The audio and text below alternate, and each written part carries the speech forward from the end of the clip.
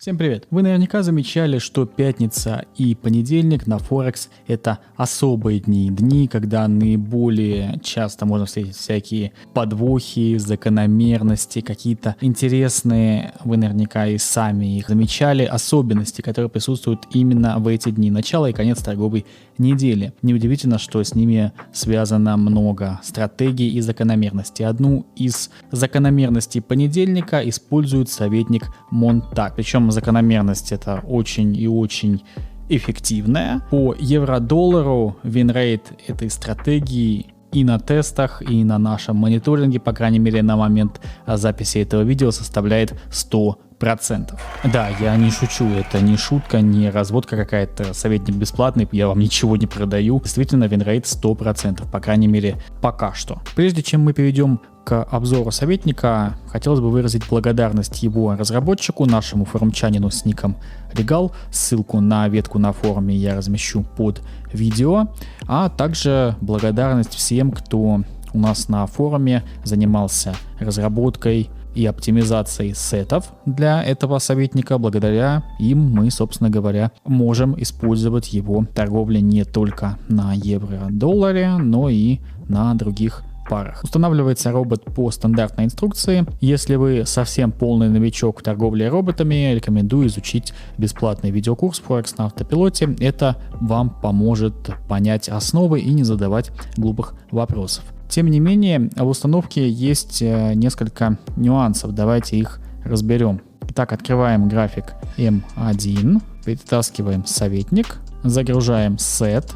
Не забываем, если вы не знаете, что такое сеты, пресеты, это набор настроек, грубо говоря. Итак, выбираем пресет для нужной пары. Окей, все, настройки у нас поменялись, но тем не менее нам нужно еще настроить GMT Offset и Money Management. С Money Management чуть позже, а вот что за GMT Offset? Параметр GMT Offset вы можете встретить во множестве советников. Что это такое? Есть время по Гринвичу, это такой стандарт времени, который не меняется в зависимости от того, где вы живете. Людям просто была нужна некая единица времени, чтобы от нее считать часовой пояс. Вы наверняка видели, что, допустим, в России GMT плюс 3 часовой пояс. И вот это самое GMT, относительно него мы и показываем советнику, насколько время брокера отличается от времени по Гринвичу. Вот и все. Эта настройка не имеет зависимости от того, где вы живете, хоть в Антарктиде. Никакой роли это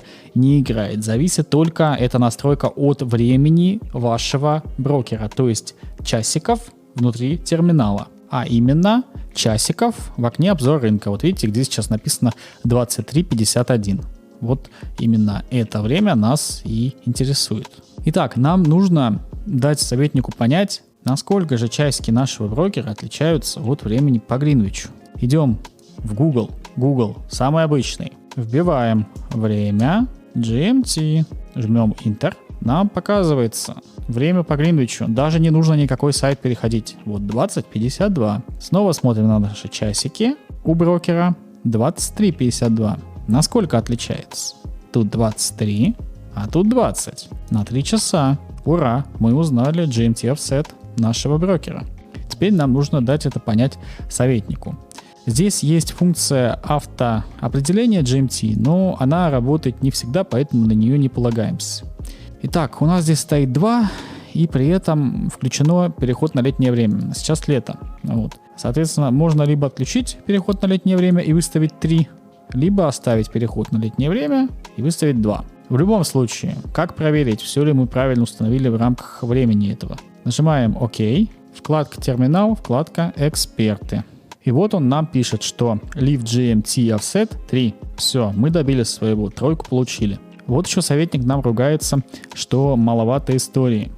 Ему для начала работы также необходима история, определенное количество баров. Для этого в сервис, настройки, графики, макс баров в истории, макс баров в окне.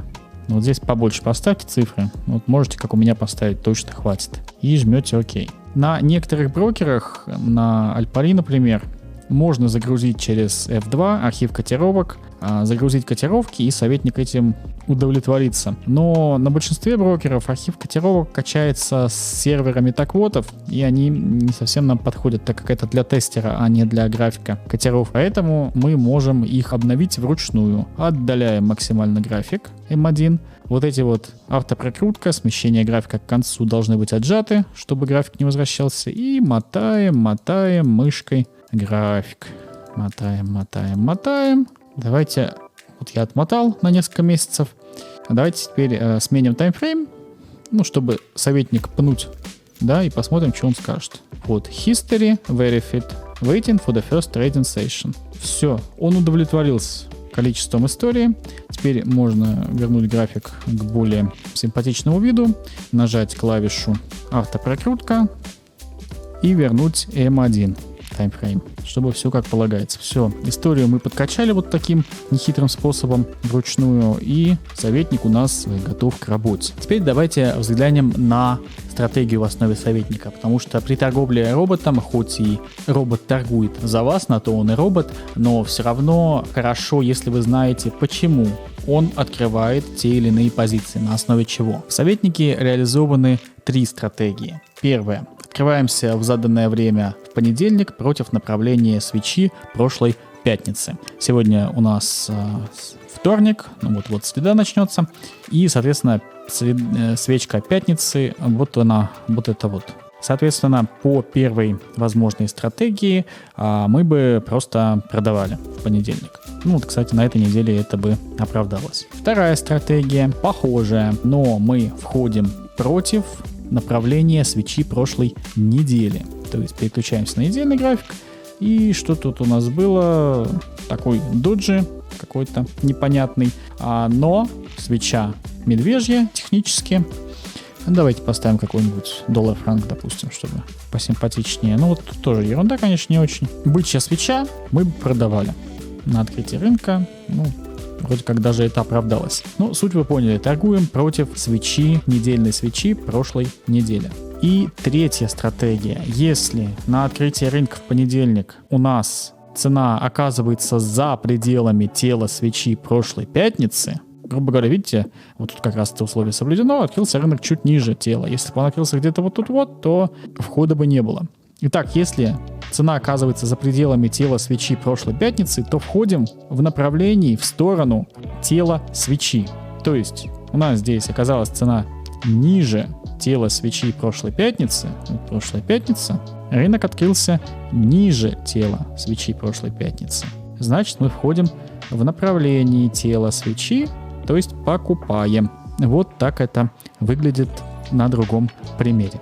Стоп-лосс у нас ставится довольно-таки далеко от цены, take-profit фиксированный, и в целом стоп-лосс зачастую в 4, 5, а иногда и в 10 раз больше, чем take-profit.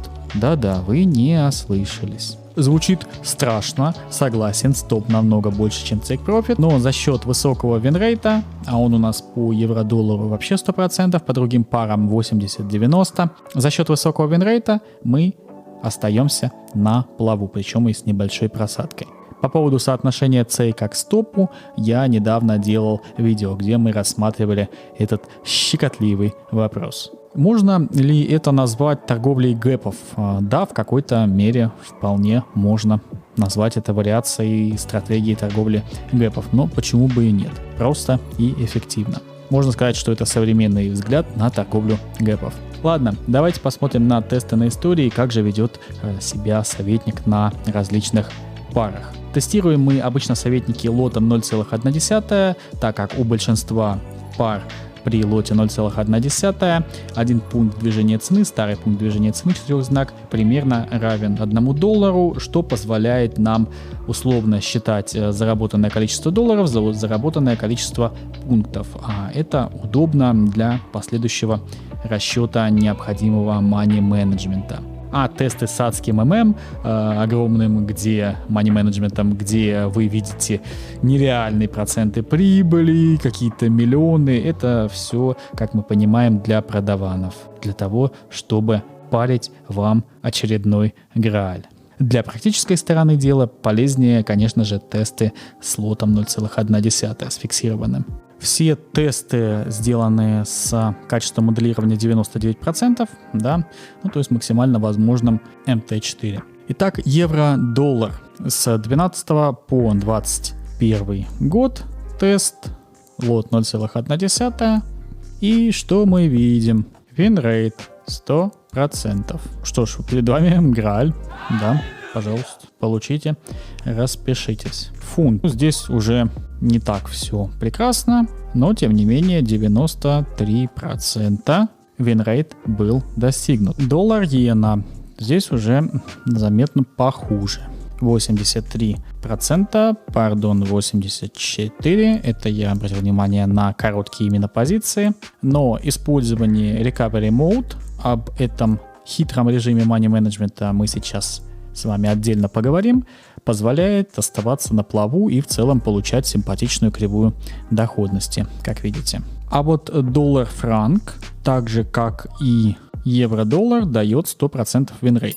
Доллар-кат, доллар, канадский доллар, тоже отличается не идеальным, но высоким винрейтом. 97,8, 98 почти процентов. И также с Recovery Mode получается очень такая красивенькая кривая доходности. Красивые картинки тестов — это, конечно же, здорово, но любой программист при желании вам напишет советник, который будет выглядеть в тестере идеально. Приносить миллионы процентов прибыли, вы уже в списке Forbes, все супер-пупер, ну, как обычно, по классике. Что же происходит на самом деле, может показать мониторинг. Давайте посмотрим, что происходило с советником за 1,5 года мониторинга на момент записи видео.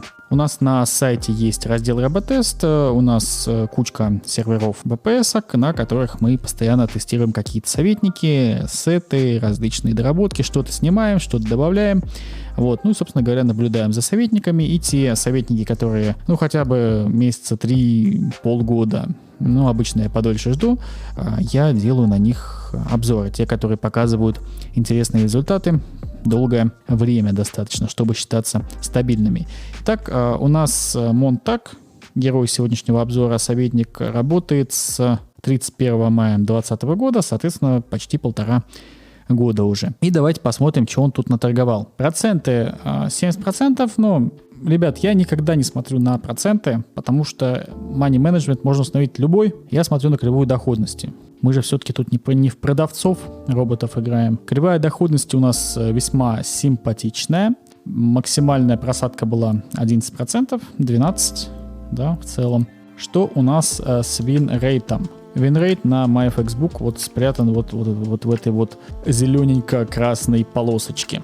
Вот, 102 из 108 сделок, что составляет 94%, пишет MyFXBook, то есть у нас общий винрейт по всем парам 94%. А вот отдельно по парам в разделе резюме можно посмотреть, да, вот евро-доллар.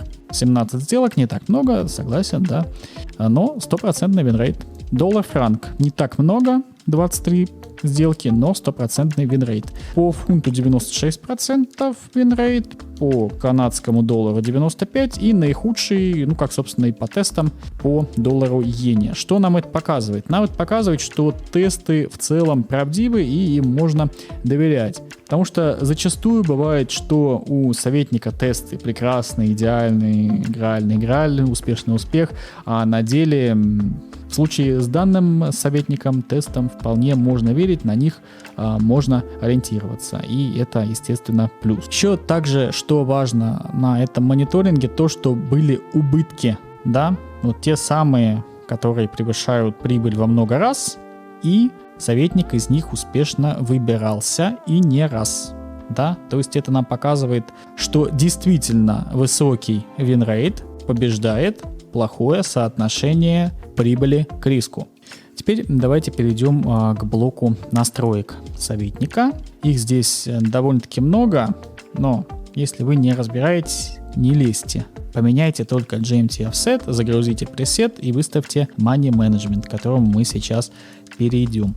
Полное описание настроек советника будет на сайте в обзоре советника. И мы переходим к money менеджменту. Та настройка, на которую вам действительно стоит обратить внимание в этом и в любом советнике, так как от money менеджмента зависит, каким лотом будет торговать советник. И если в нем используются какие-то тактики, допустим, мартингейл или сетка ордеров или еще что-то подобное, то банально сольет он ваш депозит или нет при правильных настройках или неправильных. В данном советнике используется довольно-таки непривычный для роботов тип money менеджмента, а именно фиксированная фракция. Это когда вы выделяете, допустим, 0,1 лота на каждые $100 депозита.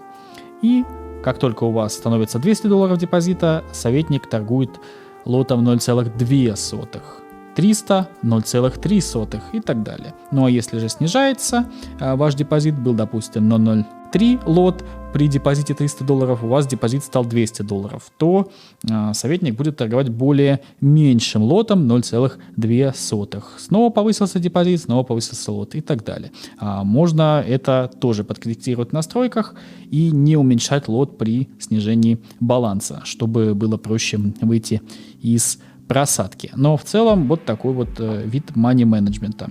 Давайте посмотрим, где это настраивается. Смотрите, раздел настроек лот менеджмент. Старт лот 0,1. Это тот самый лот, который будет браться за основу, стартовый лот. Если в параметре ниже one start lot per amount оставить 0, то советник будет торговать независимо от того, какой у вас депозит, вот и тем лотом, который здесь указан. Укажете лот 1,0, допустим. Будет торговать лотом 1,0. Укажете 0,1. Будет торговать лотом 0,1. А если, допустим, вы поставили стартовый лот 1,1, а далее в настройке мы указываем один стартовый лот на каждые X единиц капитала. Ну, давайте укажем 1000. Все, теперь советник будет торговать лотом 0,1 на каждую $1000 на депозите. Здесь на демке $5000 депозита, значит советник будет торговать лотом 0,5. Да, логика понятна, надеюсь. Если мы укажем, что 0,1 на 1000, то он будет торговать лотом 0,05 на $5000 на депозите и так далее. Вот с этим вам стоит быть внимательным и использовать тот лот, который соответствует вашему пониманию на рисках. На мониторинге мы используем фиксированный лот 0,1, он был на $100, то есть по сути, так как у нас за 1,5 года просадка была невелика, я вполне могу рекомендовать использовать лот 0,1 на каждые $100 на депозите. Далее еще один очень важный параметр, который активирует тот самый Recovery Mode, о котором я уже говорил, это Recovery Factor. Вот он, Recovery Factor. В сете для всех пар, кроме евро-доллара, он установлен как 2,0. Что за Recovery Mode такой? Вы его можете, кстати, встретить во многих советниках. Если сделка была проиграна, сделка была убыточной, то следующий ряд сделок советник открывает повышенным лотом, чтобы быстрее отыграть убыток.